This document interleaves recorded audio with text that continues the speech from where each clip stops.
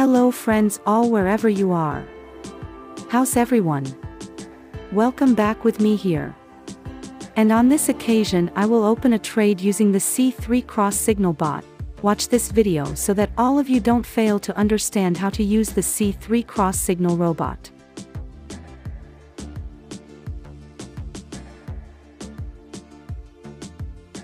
Bot Cross is a bot specially designed for binary options trading.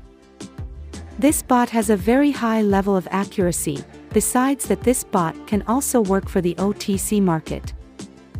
If you want to get a specific video guide on how to use this bot, please check the description of this video.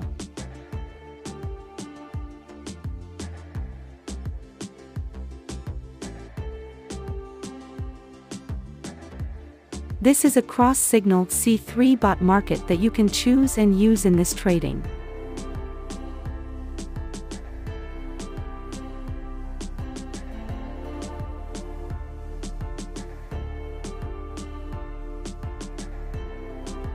Make sure the market you choose is available on the market cross-signal C3 bot, then you match it with the pocket option market you choose.